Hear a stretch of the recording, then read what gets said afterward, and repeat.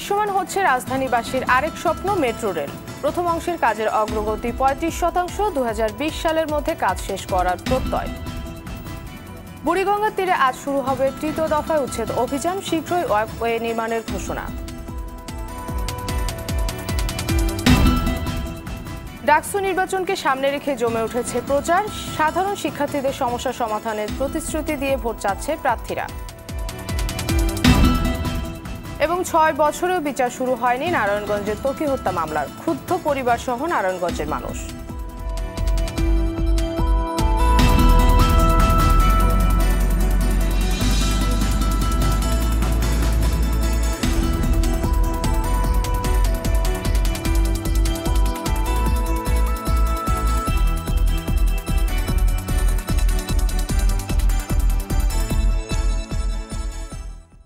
আসসালামু আলাইকুম, স্বাগত জানাচ্ছি আরটিভি সকালের সংবাদে। শুনছিলেন মার্কেন্টাইল ব্যাংক সংবাদ শিরোনাম। আপনাদের সঙ্গে আছি আমি মনা সাদাত।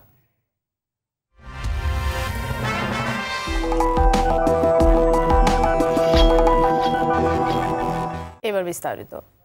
দৃশ্যমান হচ্ছে রাজধানীবাসীর আরেক স্বপ্ন মেট্রো রেল।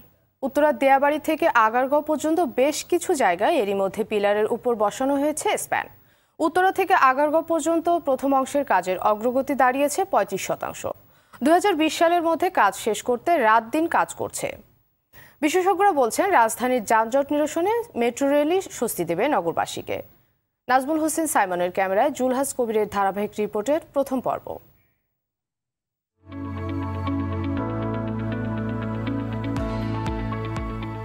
যানজটে নাকাল ঢাকাবাসীর স্বপ্নের মেট্রো রেল। MRT-6 নামে ঢাকার রাস্তায় ত্রিমাত্রিক অ্যানিমেশনে মেট্রো রেলের এই দৃশ্য নগরবাসীর মনে কয়েক বছর ধরেই আশা জাগাচ্ছে।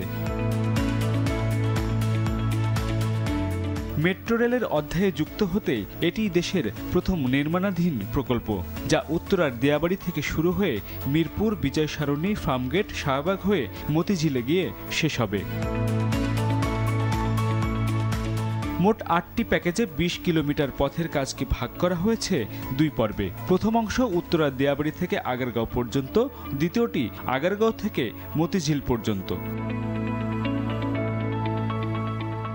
উত্তরা থেকে মিরপুর হয়ে আগারগাঁও পর্যন্ত প্রথম অংশের নির্মাণ কাজ এখন দৃশ্যমান। শুরু হয়েছে দ্বিতীয় পর্বের কাজও। পিলার বা পিয়ারের উপর বসানো ভায়াডাক জানান দিচ্ছে মেট্রো রেলের কাঠামো। ২০১৬ সালে শুরু হওয়া ২২,০০০ কোটি টাকার প্রকল্পের প্রথম অংশের কাজ শেষ হবে আগামী ডিসেম্বরে। এখন পর্যন্ত পুরো প্রকল্পের অগ্রগতি ২২%। আশা করছি জুলাই মাস থেকে আমরা রেল লাইন বসানোর কাজটা শুরু করে দিতে পারবো। অত্যাধুনিক এবং সর্বশেষ টেকনোলজি বেসড এই মেট্রো ট্রেনগুলো তৈরি হবে। প্রথম অংশের ১২ কিলোমিটারের পিলারের কাজ শেষ হয়েছে, এখন বসছে স্প্যান। ২৫০০ মিটার ভায়াডাক ইতিমধ্যে নির্মাণ হয়ে গেছে। এই যে গ্রোথটা, এই গ্রোথটা এখন খুব ফাস্ট। সেই জন্যই আমরা খুব আশাবাদী যে আমরা এটা সংশোধিত নির্ধারিত সময়ের ভিতরেই এটার নির্মাণ কাজ সম্পন্ন করতে পারবো। কাজের অগ্রগতিতে খুশি এই নগর পরিকল্পনাবিদ। রাজধানীর যানজট কমাতে মেট্রো রেল বড় ভূমিকা রাখবে বলে মনে করেন তিনি। বাংলাদেশের জন্য এটা একটা নতুন এক্সপেরিয়েন্স। এই লাইনটি যখন সচল হবে, মানুষ যখন এটার ফলাফলটা পেতে শুরু করবে, মানুষ আশান্বিত হবে। এখানে যেটা হবে, একটা নির্দিষ্ট সময়ের মধ্যে যে পৌঁছাতে পারবে, অর্থাৎ রিলায়েবল একটা ট্রান্সপোর্ট সিস্টেম পাবে। পুরো সুফল পেতে নির্ধারিত সময়ের মধ্যে কাজ শেষ করে এসটিপির বাকি 4টি মেট্রো রেলেরও কাজ শুরুর পরামর্শ দিলেন এই পরিবহন বিশেষজ্ঞ। এখন আমরা যে দৃশ্যমান দেখছি, এটা আস্থার জায়গাটা বাড়ায় যে আমাদের দেশের এখন একটা হয়তো প্রকৃত গণপরিবহনের যে সুন্দর সুন্দর সংস্করণগুলি হবে, এই ভিত্তিক উন্নয়ন হবে। তবে আমাদের পরিকল্পনাটা যেন সমন্বিত হয়, তাহলেই কিন্তু জনগণের শুধু না, রাষ্ট্রের জন্য সবচেয়ে ভালো হবে। নগরবাসীর স্বপ্ন ছুঁয়ে দেখার অপেক্ষার অবসান হতে যাচ্ছে ডিসেম্বরে। ২০২০ সালের মধ্যেই প্রকল্প শেষ করতে দেশে বিদেশে সমানতালে চলছে কাজ। অর্থনৈতিক উন্নয়নের অপ্রতিরোধ বাংলাদেশের সামনে এখন দৃশ্যমান বাস্তবতার নাম হলো এই মেট্রো রেল প্রকল্প। যানজটে নাকাল নগরবাসীকে স্বস্তি দিতে এই মেট্রো রেল প্রকল্পটি সবচেয়ে গুরুত্বপূর্ণ ভূমিকা পালন করবে বলে মনে করেন বিশেষজ্ঞরা। আর নগরবাসীর দাবি দ্রুত নির্ধারিত সময়ের মধ্যেই এই প্রকল্পের কাজ শেষ করার। জুলহাস কবির, RTV, মেট্রো রেল প্রকল্প এলাকা, দিয়াবাড়ি, ঢাকা। বুড়িগঙ্গার তীরে আজ শুরু হবে তৃতীয় দফায় উচ্ছেদ অভিযান। মঙ্গলবার বুড়িগঙ্গার দু তীরের ৮৮টি অবৈধ স্থাপনা সহ মধু সিটি আবাসিক এলাকার ১ কিলোমিটার জায়গা দখলমুক্ত করেছে বিআইডব্লিউটিএ। নদী রক্ষায় আবারও জিরো টলারেন্সের হুঁশিয়ারি দিলেন নির্বাহী ম্যাজিস্ট্রেট। এদিকে দখলমুক্ত জায়গায় ওয়াকওয়ে নির্মাণ সহ নদী ঘিরে শীঘ্রই উন্নয়ন কাজ শুরু হবে বলে জানালো কর্তৃপক্ষ। শাহাবুদ্দিন শিহাবের রিপোর্ট। রাজধানীর বছিলায় ব্রিজের দক্ষিণ পাশের নদী তীরবর্তী গ্রামে অবৈধ স্থাপনা উচ্ছেদের মাধ্যমে শুরু হয় অভিযান। এখানে নদীর পাড়ের প্রায় ৩০টি অবৈধ স্থাপনা উচ্ছেদ করে বিআইডব্লিউটিএ। এ সময় ২ তলা ৩ তলা কয়েকটি বহুতল ভবন সহ ৩ সেট কাঁচা ঘর উচ্ছেদ করে বিআইডব্লিউটিএ। এ নিয়ে সারাদিনে ৮৮ অবৈধ স্থাপনা উচ্ছেদ সহ মধু সিটি আবাসিক এলাকার ১ কিলোমিটার দখলমুক্ত করে তারা। বুড়িগঙ্গার ঝাউচর, বালুচর ও মধ্যচর এই ৩টি গ্রামের কয়েক কিলোমিটার এলাকা নিয়ে গড়ে তোলা হয়েছে এই আবাসন প্রকল্প। জিরো টলারেন্স বজায় রেখে নদী উদ্ধার করা হবে বললেন নির্বাহী ম্যাজিস্ট্রেট। পোর্ট লিমিটের যে ১৫০ ফিট সেইখানের যে বিধানটা তারা মানেনি। মোহাম্মদপুর কাটাসুরের দিকেও আছে, গাবতলী আমিনবাজার হয়ে কাউন্দিয়া মিরপুরের যে তোরাগ থানার অংশবিশেষে সেইখানেও শিডিউল আছে। বছিলার আমিন মুমিন হাউজিং কোম্পানির দখল করা নদীর পুরাতন চ্যানেল সহ নদী খনন কাজ শিগগির শুরু হবে বললেন বিআইডব্লিউটি এর যুগ্ম পরিচালক। সামনে যে সমস্ত হাউজিংগুলো আমরা পাচ্ছি, এমনকি পিছনেও আমরা দেখতে পাচ্ছি যে আমরা আফসানা হাউজিং, মধু সিটি, এগুলোও কিন্তু আমরা আমাদের যে নদীর অংশটুকু সেগুলো কিন্তু অপসারণ করে নদীর জায়গাটা আমরা ফিরিয়ে আনার চেষ্টা করব। এদিকে উদ্ধার করা জমিতে ওয়াকওয়ে নির্মাণ সহ সৌন্দর্য বর্ধনের কাজ জরুরি ভিত্তিতে শুরু করার কথা জানালেন বিআইডব্লিউটি এর পরিচালক। সদরঘাট থেকে আশুলিয়া পর্যন্ত এই যে আমাদের যে সার্কুলার ওয়াটারওয়েজ আছে, এই সার্কুলার ওয়াটারওয়েজের যে অবশিষ্ট অংশের যে ওয়াকওয়ে হবে, পিলার হবে, তো সেগুলোর পরিকল্পনা আমরা নিয়েছি। আপনারা জেনে খুশি হবেন, সরকার এবার 850 কোটি টাকা আমাদের একটা প্রজেক্টে দিয়েছে এগুলো করার জন্য। পর্যায়ক্রমে ঢাকার চারদিকে সবগুলো নদী দখলমুক্ত করে ওয়াকওয়ে নির্মাণ, বিনোদন কেন্দ্র ও যাতায়াত ব্যবস্থা গড়ে তোলা হবে বলে জানায় কর্তৃপক্ষ। শাহাবুদ্দিন শিহাব, RTV, ঢাকা। ঢাকা বিশ্ববিদ্যালয় কেন্দ্রীয় ছাত্র সংসদ ও হল সংসদ নির্বাচনকে সামনে রেখে জমে উঠেছে প্রচার। দিনভর ক্যাম্পাসের বিভিন্ন পয়েন্টে মিছিল ও গণসংযোগ করছেন প্রতিদ্বন্দ্বী ছাত্র সংগঠনের নেতারা। সাধারণ শিক্ষার্থীদের কাছে বিদ্যমান সমস্যা সমাধানের প্রতিশ্রুতি দিয়ে ভোট চাচ্ছেন তারা। রিপোর্ট করছেন এহতেরামুল হক। 11 মার্চ কাঙ্ক্ষিত ডাকসু নির্বাচন, তাই ঢাকা বিশ্ববিদ্যালয় ক্যাম্পাস জুড়ে এখন উৎসবের আমেজ।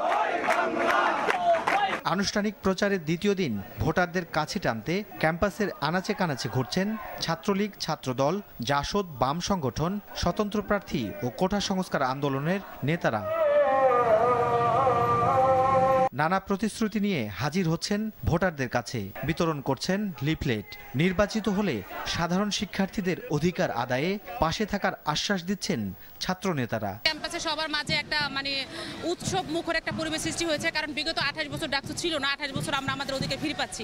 ক্যাম্পাসের সব জায়গায় সহাবস্থান থাকলেও হলগুলোতে এখনো সবার জন্য সমান পরিবেশ তৈরি হয়নি বলে অভিযোগ কয়েকটি ছাত্র সংগঠনের। যারা ভোটার এবং প্রার্থী তাদেরকে প্রশাসন যদি হলে ওঠানোর ব্যবস্থা না করে, তাহলে আমরা হলের যে স্বাভাবিক প্রচারণা সে কাজটি আমরা করতে আমাদের খুব কষ্ট হবে। প্রশাসন যতদিন না নিয়ন্ত্রণ করতে পারবে হলগুলোতে, যতদিন না প্রভোস্টকে চিনতে পারবে একজন ছাত্র, ততদিন এরকম পরিবেশটা আমরা পাবো না। তবে এসব অভিযোগ অস্বীকার করে ডাকসু নির্বাচনে ছাত্রলীগের জিএস প্রার্থী গোলাম রাব্বানি বলেন, ক্যাম্পাসে সব দলের সহাবস্থান নিশ্চিত হয়েছে। মেয়েদের 5টি হল, একটি হলেও ছাত্রদল প্যানেল পর্যন্ত দিতে পারেনি, তাদের 13 জন কর্মী তারা খুঁজে পায়নি। সেখানে তারা হলে অবস্থান বা তাদের যে প্রচারণায় বাধা দেওয়ার সাথে প্রশ্নই ওঠে না। আগামী 10 মার্চ নির্বাচনের আগের দিন সকাল 10টা পর্যন্ত প্রার্থীরা নির্বাচনী প্রচার চালাতে পারবেন। এহতেরামুল হক, RTV, ঢাকা। সিঙ্গাপুরের মাউন্ট এলিজাবেথ হাসপাতালে চিকিৎসাধীন আওয়ামী লীগের সাধারণ সম্পাদক এবং সড়ক পরিবহন ও সেতুমন্ত্রী ওবায়দুল কাদেরের চিকিৎসায় 5 সদস্যের মেডিকেল বোর্ড গঠন করা হয়েছে। হাসপাতালের কার্ডিওলজিস্ট ডক্টর ফিলিপ কো এর নেতৃত্বে মেডিকেল বোর্ড জানিয়েছে তার শারীরিক অবস্থা স্থিতিশীল এবং ক্রমে উন্নতির দিকে যাচ্ছে, তবে কিডনিতে কিছুটা সমস্যা রয়েছে। ওবায়দুল কাদেরের সঙ্গে হাসপাতালে অবস্থানরত বঙ্গবন্ধু শেখ মুজিব মেডিকেল বিশ্ববিদ্যালয়ের অধ্যাপক আবি নাসের রিজভী এবং ব্রিফিংয়ে এসব কথা জানান। তিনি বলেন, আগামী কয়েকদিনের মধ্যে সংক্রমণ নিয়ন্ত্রণের পরই ওবায়দুল কাদেরের বাইপাস সার্জারির বিষয়ে সিদ্ধান্ত নেবে 5 সদস্যের মেডিকেল বোর্ড। এখন তার অবস্থা মোটামুটি স্টেবল আছে, কিন্তু তার কিডনিতে একটু সমস্যা আছে এবং তার কিছু ইনফেকশন আছে, এবং তারা চিন্তা করছে আগামী কয়েকদিনের ভিতর এই কিডনির সমস্যা এবং ইনফেকশনটাকে কন্ট্রোল করার পরে they are thinking for the bypass surgery. এবং বর্তমানে তার অবস্থা আগের থেকে ক্রমেই উন্নতির দিকে যাচ্ছে। বাকিটা এখন দেশবাসীর কাছে আমরা দোয়া প্রার্থী, আপনারা সবাই দোয়া করতে। এদিকে আওয়ামী লীগ সাধারণ সম্পাদক ওবায়দুল কাদেরের রোগ মুক্তির জন্য বিশেষ দোয়া মাহফিল করল ঢাকাস্থ নোয়াখালী জেলা সমিতি। মঙ্গলবার বাদ মাগরিব বায়তুল মোকাররম জাতীয় মসজিদে এ মাহফিল অনুষ্ঠিত হয়। এতে উপস্থিত ছিলেন নোয়াখালী জেলা পরিষদের চেয়ারম্যান ডক্টর জাফরুল্লাহ, নোয়াখালী সমিতির সভাপতি ও সাধারণ সম্পাদক সহ ঢাকায় বসবাসরত নোয়াখালীর বাসিন্দারা। মোনাজাত পরিচালনা করেন জাতীয় মসজিদের পেশ ইমাম।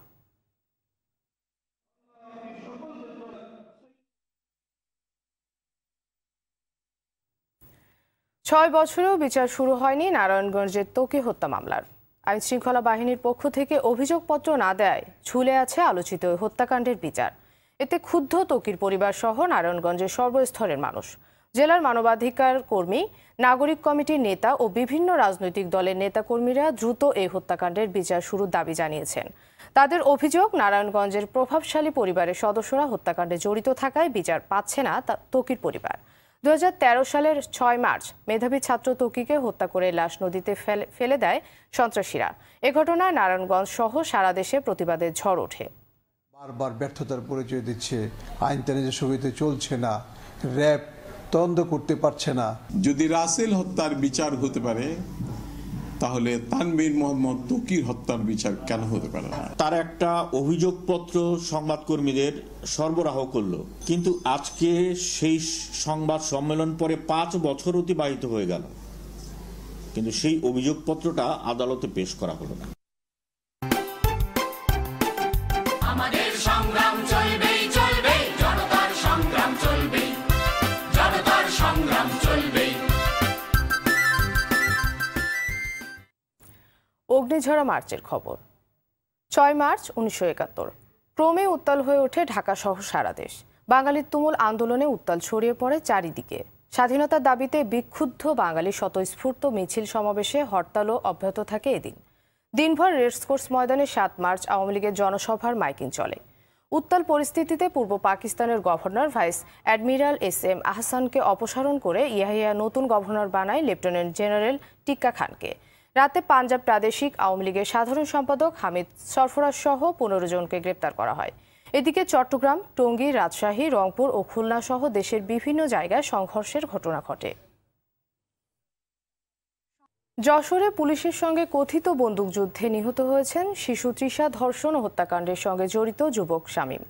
ভোরে নগরীর খোলাডাঙ্গা এলাকায় একটি রাইস মিলের পাশে তার লাশ উদ্ধার করা হয়। যশোর কোতোয়ালি থানার ভারপ্রাপ্ত কর্মকর্তা অপূর্ব হাসান জানান, ওই যুবক মাদক ব্যবসায়ী ছিল। গেল রাতে মাদক চোরাচালান করতে গিয়ে পুলিশের সঙ্গে গোলাগুলি হলে এক পর্যায়ে নিহত হয় সে। নিহত যুবক যশোরের আলোচিত শিশু তৃষা ধর্ষণ ও হত্যা মামলার আসামি। ঘটনাস্থল থেকে অস্ত্র ও মাদক উদ্ধার করা হয়েছে। আরটিভির নাম ভাঙিয়ে অভিনয় শেখানোর নাম করে কয়েকজন স্কুল শিক্ষার্থীর শ্লীলতাহানির অপরাধে আব্দুল মান্নান নামে এক প্রতারককে গ্রেপ্তার করেছে পুলিশ। রাজধানী যাত্রাবাড়ী আদর্শ হাই স্কুল অ্যান্ড কলেজ কর্তৃপক্ষের সহায়তায় তাকে গ্রেপ্তার করা হয়। নাজিফ ফরাজ রিপোর্ট। প্রতারক মান্নান কয়েকদিন আগে যাত্রাবাড়ি আদর্শ হাই স্কুল অ্যান্ড কলেজে এক কিডনি রোগীর জন্য সাহায্য চায়। পরে সুযোগ বুঝে কয়েকজন শিক্ষার্থীকে আরটিভিতে অভিনয় করার সুযোগ দেওয়ার প্রলোভন দেখায়। নিজেকে আরটিভির সাংবাদিক এবং নোয়াশাল নাটকের ডিরেক্টরও দাবি করে সে। পরে অভিনয় শেখানোর নাম করে শিক্ষার্থীদের বাসায়ও যায় সে। প্রতারণা ও কুমতলব টের পাওয়ায় শিক্ষার্থীরা বিষয়টি স্কুল কর্তৃপক্ষকে জানায়। শিশু অসুস্থ, তার জন্য সাহায্যের জন্য আসছিল। আসার পরে আমরা ওদিন স্কুল বন্ধ ছিল, পরের দিন আসেন উনি। এর ফাঁকে মেয়েদের সাথে যোগাযোগ করে মেয়েদের বাসা দিয়ে মেয়েদেরকে কী করে দিয়েছে, খারাপ আচরণ করেছে, এই কথা মেয়েরা বলছে। আরটিভির নিউজ করেন, আরটিভির নাটক করেন, ওখানে উনি পরিচালক ওই হিসাবে পরিচয় দিয়ে উনি এই কাজগুলো করছে। পরে স্কুলে আসলে তাকে আটক করে পুলিশে দেয়া হয়। আমরা তাকে জিজ্ঞাসাবাদ করে জানতে পারি যে সে আসলে আরটিভির কোনো সাংবাদিক না। সেই ক্ষেত্রে তার বিরুদ্ধে যে আইনানুগ ব্যবস্থা আছে সেটা আমরা গ্রহণ করব। আসলে আমি কোনো কিছু করি না, তো এই দু একটা প্রোগ্রাম যদি পাঠাইতে পারতাম মানে স্কুলের, এটা দিয়ে প্রোগ্রাম হতো আর কি। মান্নানের বিরুদ্ধে যাত্রাবাড়ি থানায় মামলা হয়েছে। নাজিব ফরাইসি, আরটিভি, ঢাকা। সংবাদ শেষ করব যদি একদিন সিনেমার ব্যতিক্রমী প্রচারের খবর দিয়ে। রিকশায় চড়ে ব্যান্ড দল নিয়ে নায়ক নিজেই সিনেমার প্রচারে নামলেন। ঢাকা বিশ্ববিদ্যালয় চত্বরে বেঙ্গল মাল্টিমিডিয়া প্রযোজিত যদি একদিন সিনেমার এমন ব্যতিক্রমী প্রচারে নামেন জনপ্রিয় সঙ্গীত শিল্পী তাহসান। এই সিনেমায় আরও অভিনয় করেছেন কলকাতার জনপ্রিয় অভিনেত্রী শ্রাবন্তী চট্টোপাধ্যায় ও অভিনেতা তাসকিন। মুস্তফা কামাল রাজ পরিচালিত যদি একদিন মুক্তি পাবে আগামী 8ই মার্চ। সেলিম মালিকের রিপোর্ট। মুক্তির 3 দিন আগে ছবির প্রচারে এক অন্যরকম চমক নিয়ে ঢাকা বিশ্ববিদ্যালয়ের চত্বরে হাজির যদি একদিন টিমের সদস্যরা। ব্যান্ড দলকে সঙ্গে নিয়ে অভিনেতা তাহসান ও পরিচালক মুস্তফা কামাল রাজ ঘুরছেন বিশ্ববিদ্যালয়ের চত্বরে।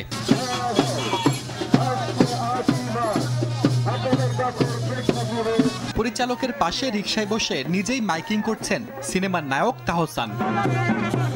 যখন শ্যুট করছিলাম তখন আমাদের সিনেমাটোগ্রাফারের চোখ দিয়ে পানি পড়েছে, যিনি এডিট করেছে তার চোখেও পানি পড়েছে, যিনি সাউন্ড ডিজাইন করেছে তার চোখেও পানি পড়েছে। সো আমরা ওই জায়গাটাতে একটা পরিবারের ছবি যেন ওই ইমোশনটা টাচ করতে পারে, সেই ধরনের ছবি অনেক দিন বাংলাদেশে হচ্ছে না, সেই জায়গাটা আমরা পূরণ করব এবং সেই কারণে এই সিনেমাটা মানুষ দেখবে।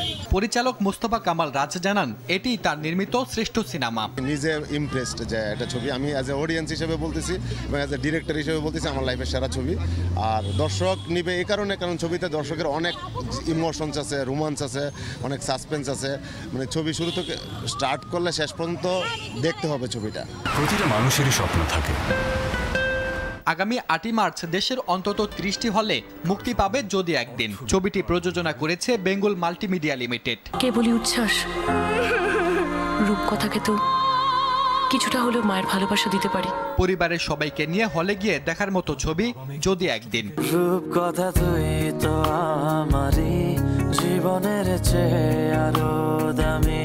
সেলিম মালিক, আরটিভি, ঢাকা। সকালের সংবাদ শেষ করার আগে মার্কেন্টাইল ব্যাংক সংবাদ শিরোনামগুলো আরও একবার।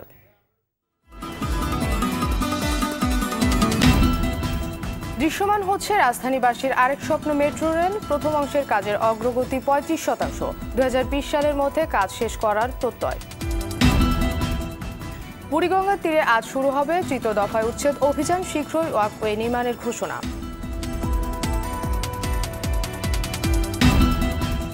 ডাকসু নির্বাচনকে সামনে রেখে জমে উঠেছে প্রচার। সাধারণ শিক্ষার্থীদের সমস্যা সমাধানের প্রতিশ্রুতি দিয়ে ভোট চাচ্ছেন প্রার্থীরা।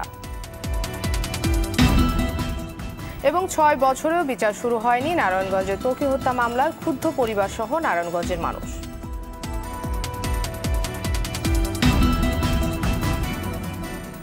সকালের সংবাদ এই পর্যন্তই। আর টিভির সবশেষ সংবাদ জানতে যে কোনো মোবাইল ফোন থেকে 2414 নম্বরে ডায়াল করুন। আর মোবাইল ফোনে সংবাদ দেখতে অ্যাপ স্টোর, গুগল প্লে বা উইন্ডোজ স্টোর থেকে ডাউনলোড করুন আর টিভি অ্যাপস। এছাড়াও তাৎক্ষণিক ও বিনোদন সংবাদ জানতে বিশ্বের যে কোনো প্রান্ত থেকে ভিজিট করুন facebook.com/RTV অনলাইন এবং youtube.com/RTV ডিজিটালস। এতক্ষণ সঙ্গে থাকায় ধন্যবাদ সবাইকে।